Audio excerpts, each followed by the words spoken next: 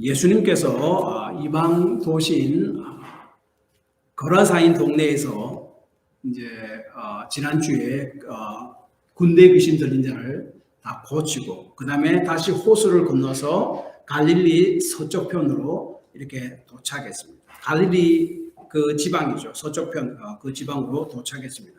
예수님이 돌아오자 그곳에 있던 많은 무리들이 예수님을 기다리고 있었고 환영했다라고 40절은 말씀합니다. 거기서 회당장, 당시에는 이게 회당이 많이 있었습니다.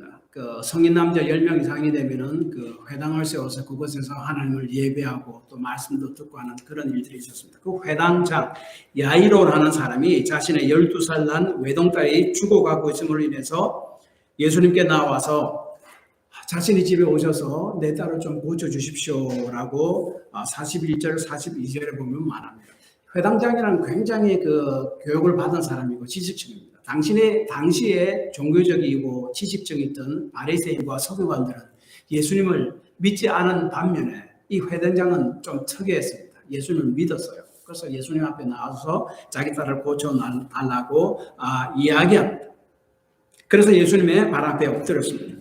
그래서 죽어가고 있는 딸을 위해 예수님을 모시고 자기 집으로 갈 때에 수많은 사람들이 그 예수님의 기적 행하심을 보려고 또 예수님 소문도 많이 들었잖아요. 예수님 주위에 막 둘러싸서 함께 예수님과 함께 그 회당장 야이로의 집으로 가고 있었습니다. 그 가던 중에 12년 동안 혈류증을 앓고 있던 한 여인이 예수님께 나와 예수님의 옷자락을 만졌습니다. 그러자 즉시로 고침을 받았다라고 44절에 이야기합니다. 그렇지만 이 여인에 대한 그 상황을 똑같은 사건을 다루고 있는 마가복음 5장 26절은 좀 더 구체적으로 이렇게 소개합니다. 많은 의사에게 많은 괴로움을 받았고 가진 것도 다 허비하였으되 아무 효험이 없고 도리어 더 중하여졌던 차에 자신의 병을 치료하기 위해서 수많은 의사들을 만나봤고 그 다음에 수많은 돈을 다 소비하고 많은 시간이 지났지만은 효험이 있기는커녕 더 악화되었다. 아주 딱한 처지였다.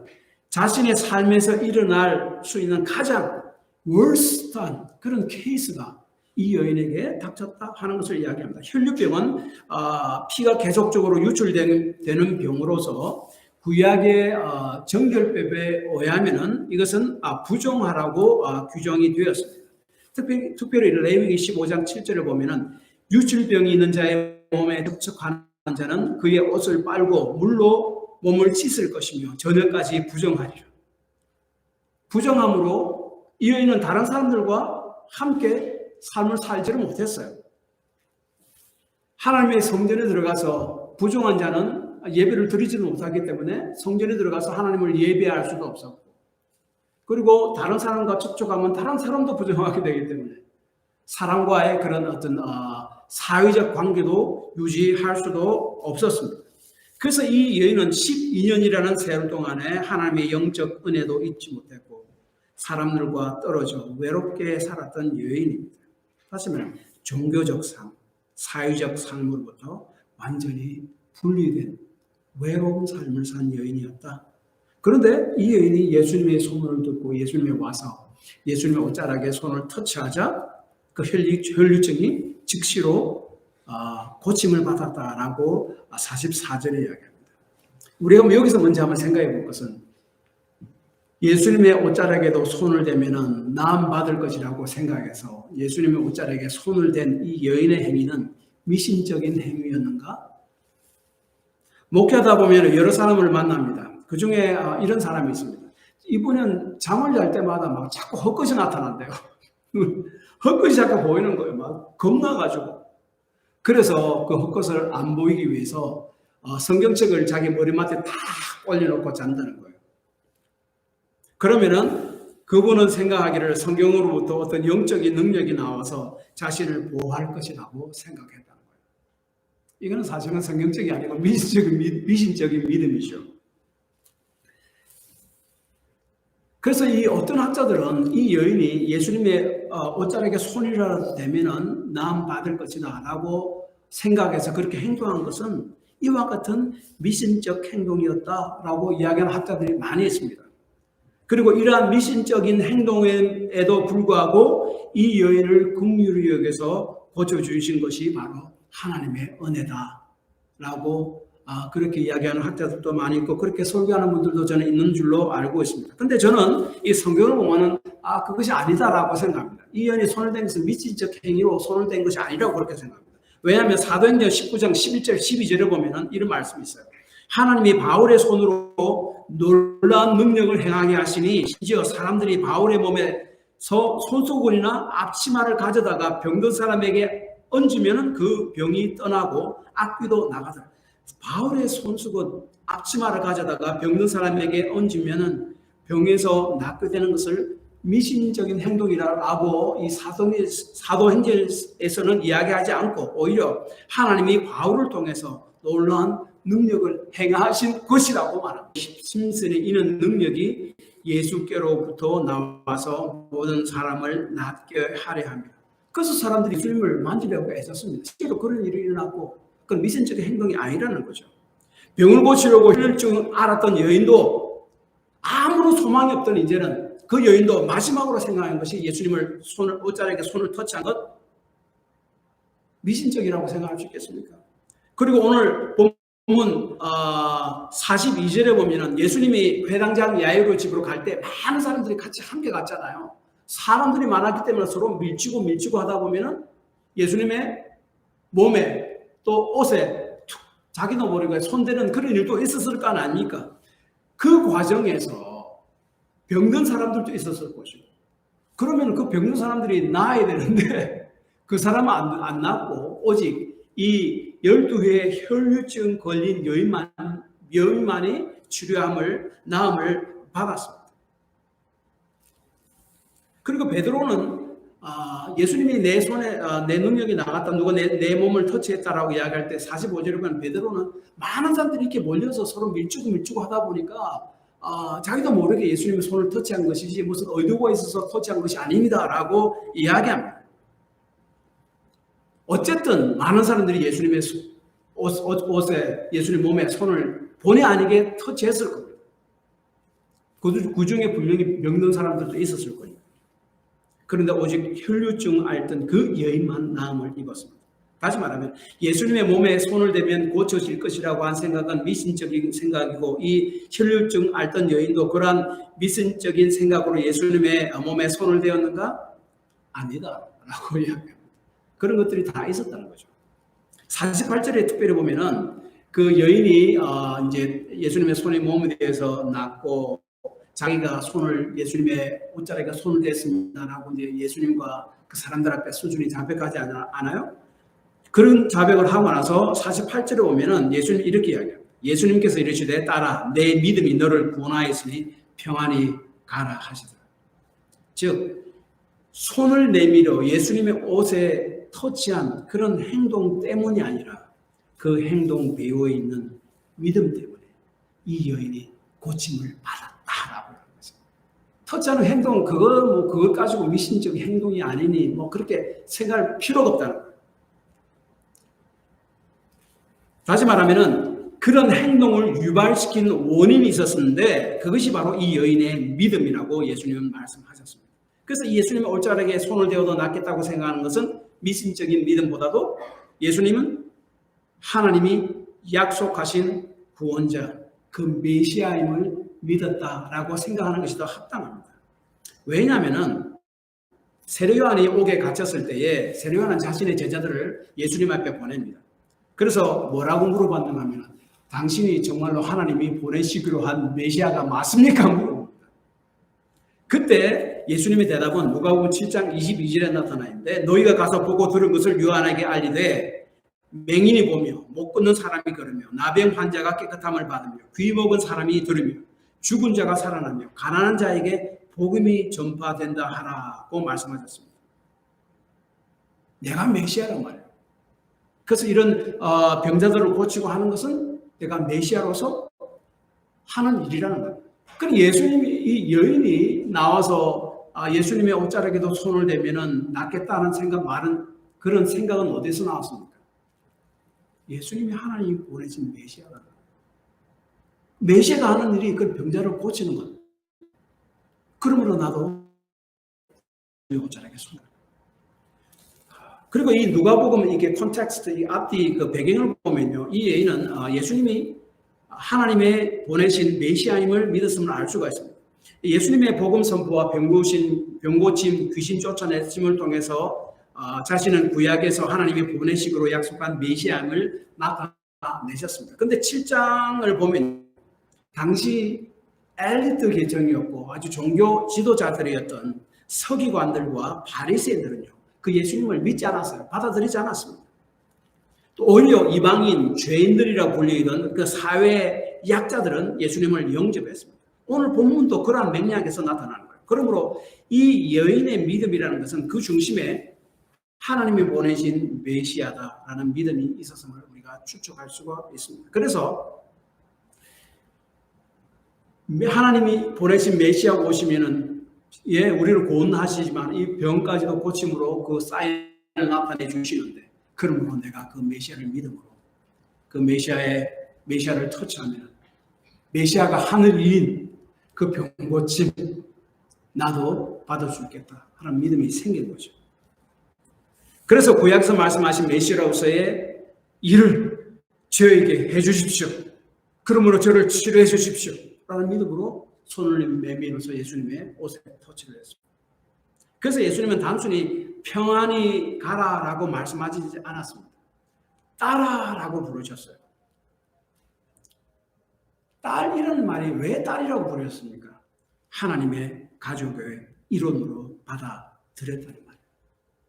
믿음이 너를 구원했다는 것이, 이 말은 구원이라는 말은 그러므로 육체의 병뿐만 아니라 따라 하나님의 자녀로, 가족으로 인정했다는 거예요. 영혼도 구원받았음을 함께 말씀하고 있습니다.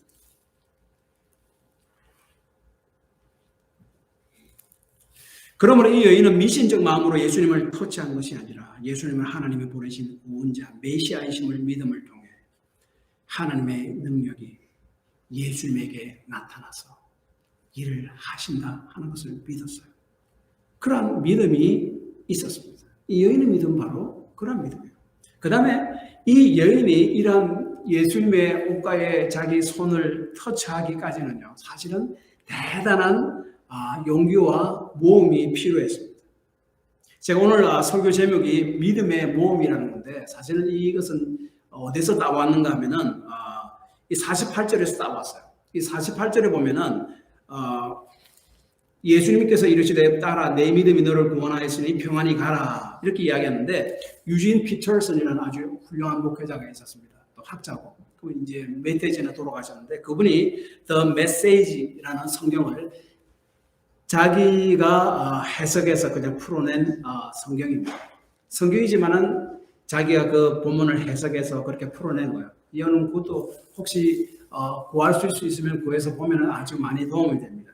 그 메시지 성경을 보면 이 48절을 이렇게 번역했습니다. 따라 너는 나를 신뢰하는 믿음의 모험을 했고 이제 다 나아서 온전해졌다.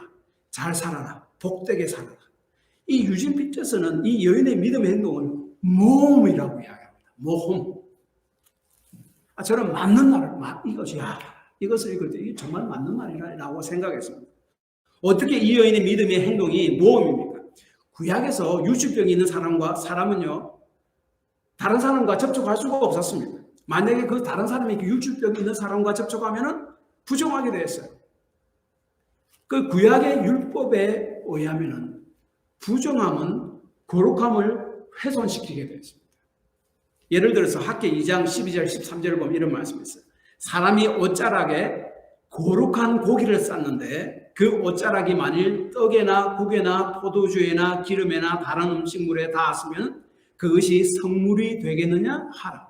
학계가 물음에 제사장들이 대답하여 이르되 아니라 하는지라. 학계가 이르되 시체를 만져서 부정하여진 자가 만일 그것들 가운데 하나를 만지면 그것이 부정하겠느냐 하니 제사장들이 대답하여 이르되 부정하리라 하더라. 거룩한 사람도 거룩한 물건도 부정한 것에 터치되면 부정이 되는 거예요. 그 부정함이 전염됩니다. 거룩한 사람도 부정한 사람, 율주병에 있는 사람에게 터치하면 그 사람도 구약의 율법에 의하면 부정하게 돼요. 부정이 거룩함을 훼손시키게 되는 거예요.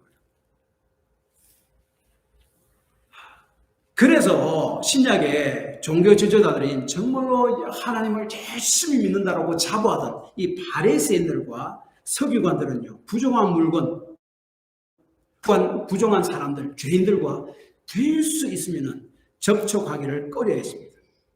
구약의 생각으로 그 부정함이 자기의 거룩함을 전염시켜서 자기들도 부정하게 된다고 그렇게 생각했기 때문에 그렇습니다. 그런데 이 여인이 예수님의 옷을 만지려고 예수님 앞에 나아가면 수많은 사람들이 예수님을 둘러싸이잖아요. 그러면 이 부정한 여인이 본의 아니게 다른 사람도 터치하게 되잖아요. 다른 사람도 다 부정하게 만드는 거예요. 그리고 예수님도 옷을 터치하면 예수님까지도 부정하게 되는 거예요. 갈등이 있지 않았겠습니까? 내 목적을 위해서 다른 사람들이 어땠든 내 목적을 이루자 그렇게 생각했겠습니까? 양심 있는 사람이라면 갈등을 했겠죠. 그런데요, 이 마가복음 5장 27절, 28절을 보면 정말로 이 여인이 갈등했음을 알 수가 있습니다. 마가복음은 같은 사건을 기록하고 있는 마가복음 5장 27절, 28절. 예수의 소문을 듣고 무리 가운데 끼어 뒤로 와서 그의 옷을 손을 대니 이는 내가 그의 옷에만 손을 대어도 구원을 받으리라 생각함이로라. 여기 구원이라는 것은 우선적인 의미는 자기가 나음받는 것, 치료함 받는 것을 이야기하죠.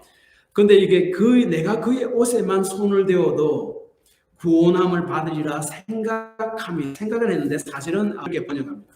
For she kept saying, if only I touch his clothes, I will be healed. 다시 말하면 내가 만약 그의 옷에 손을 대어도 나음을 받을 것이다라고 계속적으로 자기에게 이야기했다는 말이에요.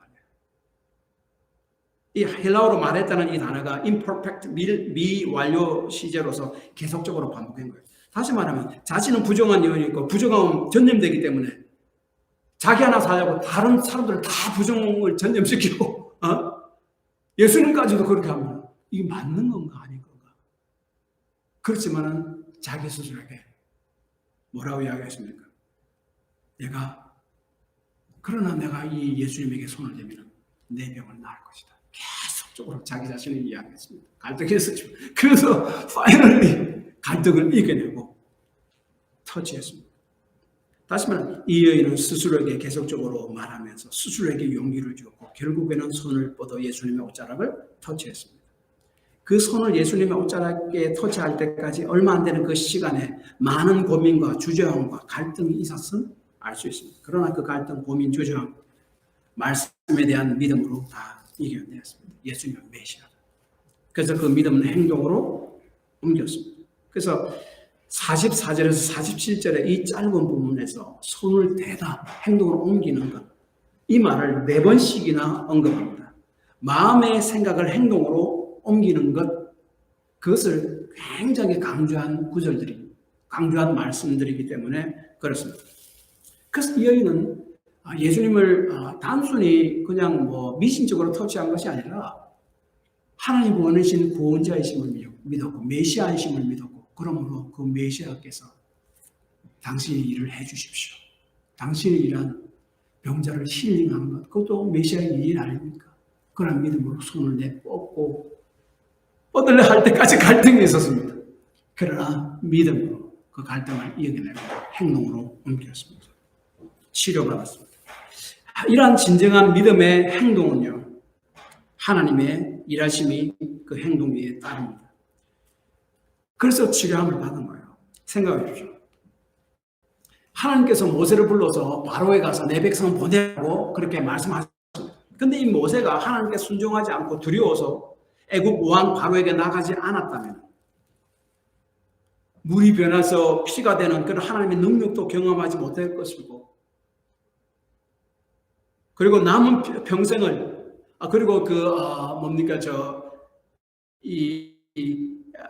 홍해. 그래서, 그 바알을 섬기는 수많은 선지자들과 함께 누가 참신인지 한번 증명해보자라고 믿음의 행동으로 옮기지 않았다면 하늘에서 불이 떨어진 하나님의 능력이 그에게 임하지 않았을 것이고 그는 그런 평범한 그냥 사람으로 살아갔을 것입니다. 그러므로 이렇게 진정한 믿음과 믿음에 대한 행함은 하나님의 일하심이 항상 따라온다 하는 것을 본문 이야기합니다. 그 다음에 이런 진정한 믿음은요, 우리를 거룩하게 만듭니다.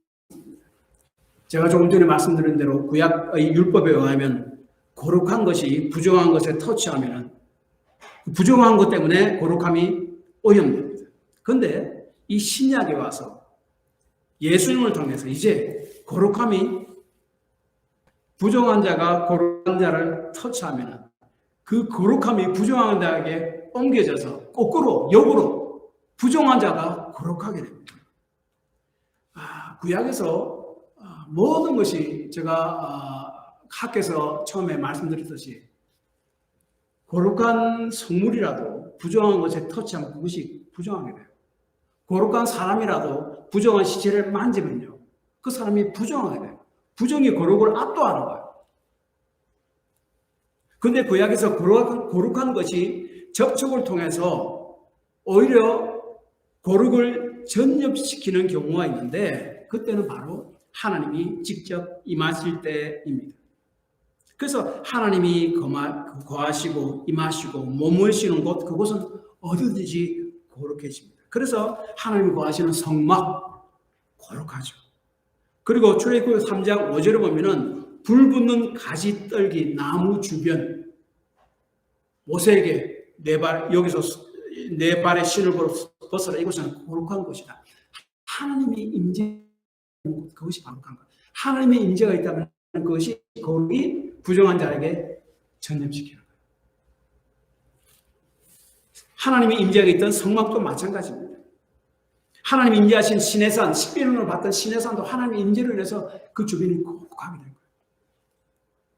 예수님의 몸은요, 하나님의 임재가 있는 성전이잖아요. 그래서 그 요한복음 2장 21절 22절을 보면 성전을 흘러 내가 사흘 만에 일으키리라, 이런 자신의 몸, 죽었다가 부활한 자신의 몸을 가리킵니다라고 이야기하고 있지 않습니까? 그래서 거룩의 근원이신 예수님은 부정결한 자에게 예수님 먼저 접근하세요. 부정이 내한테 옮기는 것이 아니라 거룩이 그 사람에게 가는 거예요. 그래서 예수님은 문둥병자를 손으로 만지십니다. 마태복음 8장. 귀신 들린 자에게 가서 그들을 회복시키시고 죄인들과 같이 먹고 마시고 함께합니다. 터치합니다. 오늘 본문에 혈류증 여인의 접근을 허용하십니다. 거룩이 훼손되지 않고 오히려 거룩이 그 부정한 것을 압도합니다. 그래서 거룩이 부정한 것이 거룩을 훼손하는 것이 아니라 오히려 부정한 것을 거룩하게 만듭니다. 예수님을 통해서 그렇게 됩니다. 그래서 바울이 우리 예수를 믿는 사람을 뭐라고 부릅니까? 성도, 거룩한 무리라고 부르잖아요. 우리 거룩한 무리예요. 왜요? 예수님을 통해서 예수님의 거룩함이 우리 속에 부정한 우리가 이렇게 트랜스포, 이렇게 전환됐잖아요. 우리가 들어왔어요. 우리 거룩하게 된 거예요. 예수님의 터치함을 통해서 우리가 거룩합니다. 그래서 우리는 거룩한 무리라고 부르는 성도가 되었습니다. 이 여인은 예수님은 하나님의 보내신 메시아이심을 믿고 하나님의 능력이 이 메시아를 통해서 일하심을 믿고 그리고 예수님의 옷에 손을 띄웠습니다. 그 과정에 갈등도 있었습니다. 내 부정함이 다른 사람에게 이렇게 전가되면 어떡하나. 그런데 그러한 걱정은 이게 잘못된 것임을 아주 알았죠. 예수님의 거룩함은 그 부족한 것을 덮고도 만든 거예요. 거룩함이 그 부정한 사람들을 거룩하게 만드는 그래서 이 여인은 그런 갈등이 있었지만 어쨌든 믿음으로 이겨냈습니다. 그래서 예수님은 내 믿음이 너를 구원했다. 거룩이 부족함을 덮어버렸습니다. 그것을 경험했습니다. 우리가 하나님 말씀을 붙들고 살아가지만 환경이 잘 변하는 것 같지 않고 기도해도 응답이 잘 되는 것이 않을 때 우리 마음에 갈등이 있습니다. 많은 갈등이 있을 수 있습니다. 그러나 말씀에 대한 믿음으로 그 갈등을 이겨내는 것이 성경은 바로 믿음이라고 이야기하죠. 그래서 우리 지난번에 봤던 그 누가복음 8장 21절 25절에도 우리 삶에 광풍이 부는 그러한 일들이 있어도 예수님이 제자들과 함께 갈릴리 저편으로 건너가자. 내가 분명히 목적이 있어서 그걸로 건너가야 된다. 그렇게 있으면 삶의 자기 갈릴리 건너편으로 건너가는 과정에 광풍이 불어와도 예수님이 하나님이심을 믿으면, 메시아이심을 믿으면 예수님의 목적대로 분명히 건너가게 될 것을 믿어야 하겠습니다. 예수님이 그것을 제자들에게, 저와 여러분에게 가르쳐 주신 것 아닙니까? 또한 이 누가복음 18장 1절에서 8절을 보면 불의한 재판관 비유를 통해서 환경이 변하는 것 같지 않아도 하나님에 대한 믿음을 잃지 않고 지속적으로 하나님께 기도하면 그것이 바로 하나님이 인정하시는 믿음이다. 이 지속성, 그것을 이야기합니다. 그러므로 이 여인은 하나님 예수님을 보내신 메시아를 믿고 하나님 능력이 메시아를 통해서 나타남을 믿었고 갈등이 있었지만 그 믿음으로 이겨냈습니다. 그 다음에 이 여인이 믿음에 대해서 이야기하는 것은 하나의 고백하는 믿음입니다. 45절에 보면은 여자가 예수님을 터치했을 때에 예수님이 이렇게 이야기하죠. 내게 손을 댄 자가 누구냐? 예수님이 파블릭하게 공적으로 그렇게 이야기한 이유는 이 여인을 공중 앞으로 이끌어내기 위한 의도가 있는 말이었습니다. 그래서 여인에 대한 하나의 그 믿음의 시험의 의도가 그 배후에 깔려 있었다는 말이죠.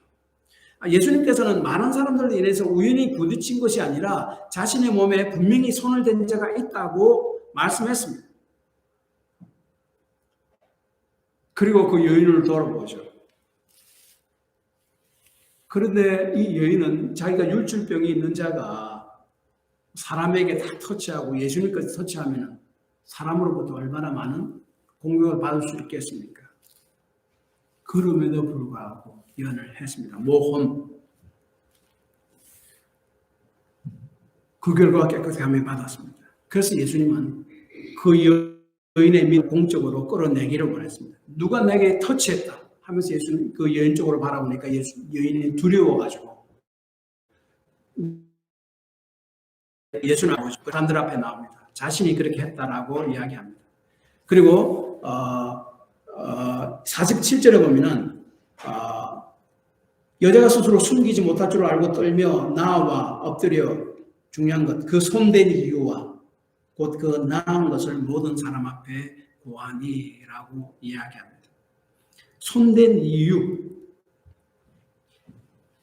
손댄 이유가 뭡니까? 마가복음 5장에 이야기한 대로 자기가 터치하면은 예수님의 메시아신 예수님이 그 능력이 나와서 자기가 깨끗함을 받을 수 있겠습니다 하는 것을 공중 앞에 자기가 이야기를 한 거죠. 공개적으로 이야기한 것이죠. 그 믿음의 모험이죠. 사람들 앞에. 저 혈루증 걸린 자가 왜 우리를 터치해서 이런 공개적으로 사람들이 자신을 공격하면 어떻게 할 것입니까? 그럼에도 불구하고 그는 예수님의 말씀을 듣고 자기가 했습니다라고 일어서서 공개적으로 자기의 상태와 예수님이 하신 일을 갖다가 사람들 앞에 공개적으로 드러냈습니다. 고했습니다. 그래서 자신은 치료받았다라는 것을 이야기했습니다. 예수님이 메시아고 메시아로서 일을 했고 그래서 자기는 나음을 받았다고 이야기했습니다. 예수님의 증인의 역할을 이 여인이 지금 사람들 앞에 감당하고 있는 거예요. 그래서 내가 믿은 바를 입으로 직접 시인하는 것은 굉장히 중요합니다. 세례받는 것, 침례받는 것도 내가 믿는 바를 하나님과 사람들 앞에서 공개적으로 시인하는 행위죠. 나는 예수님 나의 구원, 나는 죄인이고 예수님 나의 구원자이며 나의 삶의 주인이심을 믿습니다. 라는 것을 하나님 앞과 거기 모인 사람들 앞에, 성도들 앞에 공개적으로 시인하는 것. 그 세례받는 것, 침례받는 것입니다. 이를 통해서 나의 믿는 바가 더욱더 견고해집니다. 전도도 마찬가지예요. 내가 믿는 예수님을 다른 사람들에게 이야기하는 것이 전도잖아요. 그 전도를 할 때 나의 믿음들이 더욱더 강건하게 됩니다. 실제로 그렇습니다. 내가 믿는 말을 다른 사람이 이야기하는 것, 그것이 전도인데 이를 통해서 나의 믿음이 더욱더 강건하게 됩니다.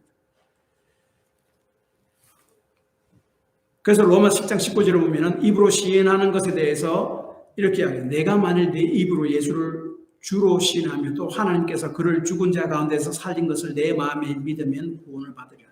마음만 믿는 것이 아니라 시인하는 거죠. 사람들 앞에서 내가 믿는 바를 입으로 시인할 때 비로소 그 믿음이 확고해지는 것입니다.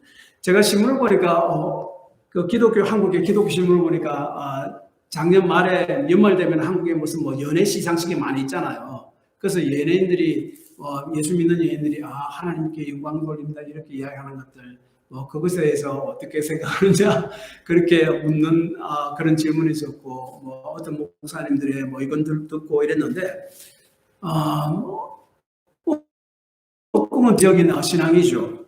근데 이제 이 김승수 아나운서라는 사람이 있더라고요.